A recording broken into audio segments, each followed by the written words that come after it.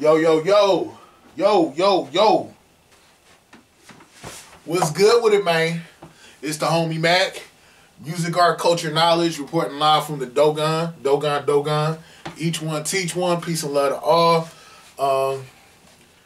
Yeah, Merry Christmas, man. Peace to baby Jesus. Yeah, I hope everybody's, enjoying themselves, enjoying family. Even if you don't recognize the birth of Jesus, or you just, don't buy into none of that. At least, I hope you're able to enjoy your family. But anyway, like, share, comment, subscribe. Subscribe to the YouTube channel 82 Kings. The movement is moving, man. This channel is growing exponentially. Y'all know that's my word, exponentially. Appreciate everybody that's been supporting, subscribing, sharing, liking, everything. I need y'all to smash that like button. You know what it is. This is a session of Mac Minutes. This session of Mac Minutes will be entitled, Was Tupac from Mob Piru? Tupac is my favorite MC for a myriad of reasons. But real quick, let's get into the whole scenario, the whole narrative. Tupac essentially signed with Death Row Records after the Quad Studio shooting. After Me Against the World dropped, Above the Rim soundtrack, all that. Pac was incarcerated at Clinton Correctional Facilities in New York, upstate New York. Pretty much, Suge got him out. I can't remember if it, I think he was out on bail. Yeah, he got him out, posted the bail. Was it the bail or the bond? I can't remember. He got him out. And it was done under the auspice that he would sign with Death Row Records. Naturally, Pac signed with Death Row Records, hit the ground running. They gave him a new lease on life, or so it seemed. You had All Eyes on Me that dropped. Pac hit the ground running. California Love remix. All Eyes on Me was just on fire. And unfortunately, posthumously, one of the greatest albums of all time, Machiavelli the Don Illuminati, 7 Day Theory, was released shortly after Pac was murdered. Pac was shot September 7th, 1996 in Las Vegas, Nevada. He died September 13th, 1996 in Las Vegas. Let's dig a little bit deeper, peel the layers back. Pac pretty much acted as a foot soldier, but he shouldn't have. But I understand why he did. Even if, due to like the structure of Death Row Records, Death Row essentially was an amalgamation of two Piru sets. Respectively, these Piru sets were Mob Piru as well as Looters Park Piru. Both of these sets are on the east side of Compton, California. I've had conversations with a lot of Pirus about the formulation of Death Row, just the structure of Death Row. And even outside of my personal conversations, you can just Google things, look them up on YouTube. There's a lot of interviews with Piru, notably on Vlad TV and other spaces, where Pirus who were part of the Death Row empire, gave their spill on it. The question was Pac from Mob Piru? And from my understanding, yeah. And not even on he was affiliated or by default he was Mob. No, this man used to scream M.O.B., Money Over Bitches, on all his tracks. A lot of his tracks when he got to Death Row. Got M.O.B. tatted on him. And again, he shouted it out on every track. And upon further research, I found out that Pac was actually got put on. Like, was initiated, jumped in. There was a guy named Trayvon Lane. Essentially, he was a part of Pac's put on. I saw an interview on Vlad with Mob James. Mob James said he didn't approve of it, but it happened. So Pac wasn't this. Pac was with the shit. You know what I'm saying? And the thing that was so unfortunate is the politics of gang culture ended up coalescing with the corporate music side. Again, we said Death Row was essentially comprised of Mob Piru as well as Ludus Park Piru, respectively.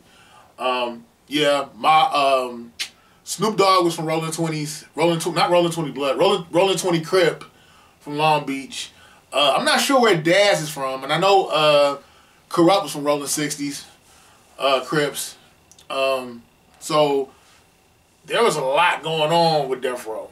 And I thought the thing that was dope about Death Row was that they were able to at least put the gang politics aside and make money. Like, it didn't matter that Snoop was from Rolling 20s. It didn't matter that Corrupt was from 60s. Like, be it as it may, that is what it is, but we're here to work and make money. I think ultimately it was a perfect storm for Tupac. If you look at it, Pac even, it's been rumored rather that he looked at Suge as kind of like a big brother / father figure. We know Pac's father was not in his life, so I think to a certain extent Suge kind of filled that void, if you will. I think Pac trusted him. But I think Pac also was working on an exit plan, i.e. Death Row East, and which was going to become Machiavelli Records, I was told. And then Pac had the whole One Nation thing, where he was actually going to do a project with Boot Camp Click, Greg Nice and Smooth, I believe some members of Wu-Tang. Like, he wanted to do something to quell this whole East-West beef that the media really hyper-propagandized. But, with every yin, there's a yang. The yin was, Death Row Records. The yang, essentially, was Puff Daddy and Bad Boy. We know that, Puffy denies it, and it makes sense. Being in his position, you don't want to be associated with quote-unquote gangs. But apparently for purposes of protection, and I think Keefy D mentioned this in the Vlad interview. I've heard other Southside Compton Crips confirm it. Like, Puffy put members of Southside Compton Crip on the payroll. And it makes sense just for protection purposes. If you go to any hood, anywhere in America, there's going to be, and if you are potentially going to be in the fray, it would make sense that you have your own reconnaissance, that you have your own, allies to, make sure you're straight, to support you. I mean, it's an act of war, essentially, and it was war. But, again, Pac went to let me get back on track. Southside Compton Crip and Mob Piru, as well as Ludus Park Piru, are mortal enemies. It's known that they do not get along. Again, street shit ends up coalescing with the corporate shit. Those two worlds should not mix. They should not intertwine in any sense, but they crashed. And essentially, it's believed that Puff Daddy put a bounty on the Death Row chains. And the same brother, Trayvon Lane, I guess he was at the Lakewood Mall. And Baby Lane, or Orlando Anderson, his government name, we'll go by his government, Orlando Anderson, he was a member of Southside Compton Crip, moneymaker, shooter. Like, he was about that life. And supposedly it was either Orlando Anderson or some other members of Southside Compton Crip that took the bounty, took the Death Row chain, took the medallion, took it off of Trayvon Lane's neck. Trayvon Lane was actually, again, he was a member of Mob Piru, Death Row associate, Death Row affiliated, foot soldier on the front line for Death Row, as well as the mob. So fast forward, then at the MGM Grand, this is, things leading up to the Seldon Mike Tyson fight in Vegas. Pac and them, they're in the MGM Grand, they're in the lobby of the MGM Grand, and somebody said, "There that nigga go." That nigga being Baby Lane, Orlando Anderson. You can see the footage is not, the footage is clear that, they stomped Baby Lane out, but you don't really see the dialogue. It just seemed like they just got to scrapping. But supposedly Pac ran up on him You know, trying to protect the honor of his friend Trayvon, trying to even protect the honor that is Death Row. Like, this is our movement. Y'all are the enemy.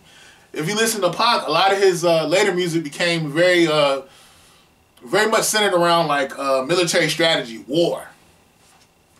And it was an act of war. So he came up, you know, anyone from LA that knows gang culture, they ask you where you from, they bang on you, set trip on you, whatever, and then it usually goes from there. It usually doesn't end well.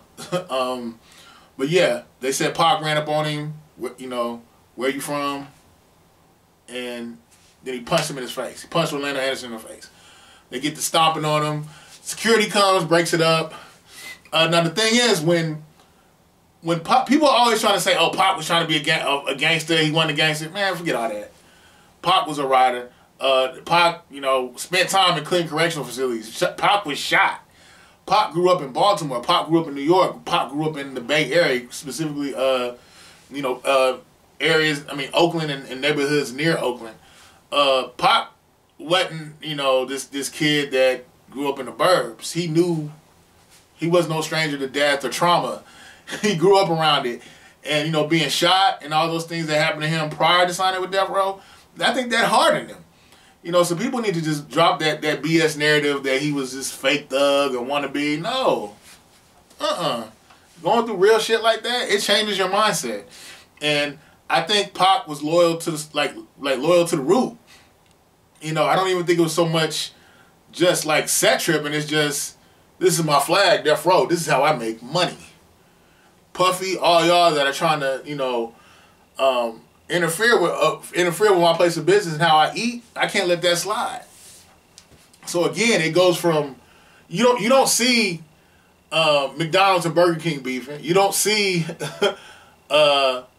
Interscope and Columbia Records beefing.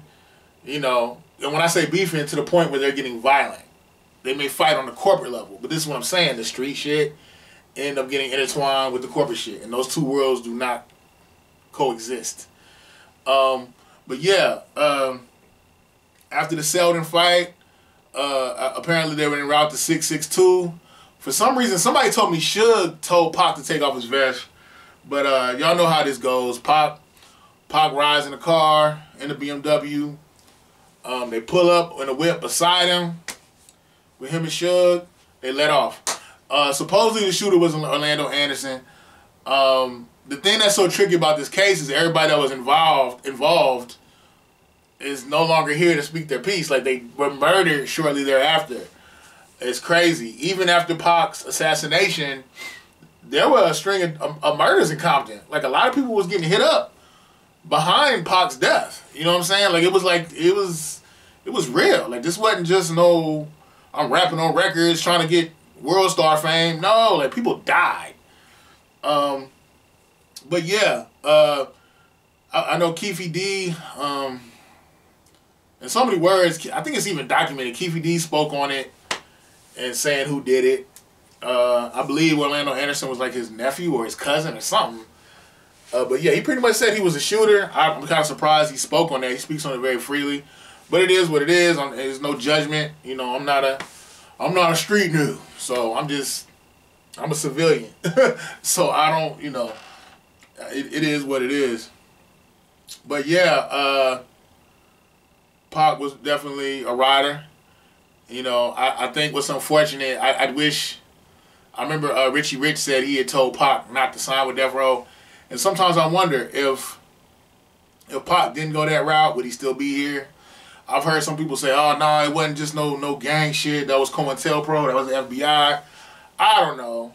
I don't put nothing past the feds. We all know during the LA riots that the feds came in and instigated beef between the Bloods and the Crips to interfere with the peace treaty. We know that the feds were involved with cocaine distribution during the crack era. So anything's plausible. I'm not going to rule that out, that there wasn't some government intervention. Pac used to always talk about the feds watching him. We know that his mother was a Panther, and the feds watched her. But this is just a session of MACK Minutes. Talk to me. Let me know how you feel. I want to, maybe there's something you can teach me about this whole scenario. But yeah, from my understanding, Pac was officially Mob Piru. But Like, share, comment, subscribe. Click on the links in the description box. Check out the music. Each one teach one. Peace and love. It's the homie Mac. Signing out from the Dogon, man. Be safe.